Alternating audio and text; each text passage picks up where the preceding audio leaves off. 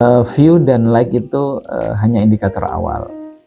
Tapi apakah pesan itu berdampak dan bermanfaat bagi yang membutuhkan? Itu tentu pertanyaan besarnya. Kemarin saya mendapatkan komentar yang menurut saya ini cukup mengena sekali ya.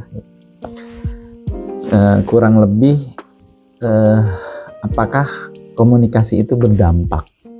Nah, barangkali kita perlu melihat konsepsi dasarnya dulu.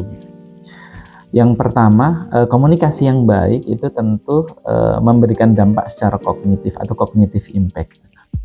Pada level ini tentu perlu dilihat apakah audiens itu memahami pesan yang disampaikan sesuai dengan tujuan komunikasi. Misalnya ya, setelah membaca pesan atau melihat konten yang sudah disampaikan, apakah ada perubahan pemahaman audiens terhadap isu tersebut? Kenapa ini penting dan apa yang harus mereka lakukan? Pada level yang kedua, apakah ada perubahan sikap atau affective impact? Setelah pesan itu diterima, apakah ada pergeseran sikap atau pandangan dari orang yang membaca pesan? Misalnya, ketika awalnya audiens itu ragu terhadap suatu kebijakan, setelah menerima pesannya dan memahami, mereka kemudian menjadi lebih menerima, mereka mendukung, dan atau mereka kritis tapi konstruktif.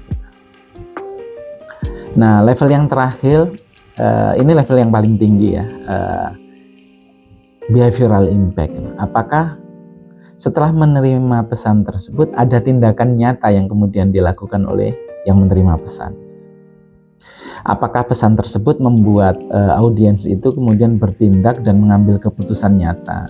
Misalnya, dia kemudian mengikuti program pemerintah, kemudian mendaftar layanan, atau melakukan perubahan kebiasaan yang itu merupakan bentuk transformasi dari sikap sebelumnya, misalkan lebih patuh. Ketiga hal inilah yang sebenarnya perlu diukur secara lebih dalam oleh tim komunikasi untuk melihat seberapa dampak komunikasi publik. Nah, kalau pesan yang disampaikan belum sampai pada level pemahaman, belum mengubah sikap, apalagi memunculkan tindakan, gitu, mungkin saatnya perlu ditinjau. Bukan hanya isi pesannya, tapi mungkin cara menyampaikannya. Menurut teman-teman, bagian mana yang paling sering terlewat dari komunikasi publik kita? Tulis di kolom komentar ya.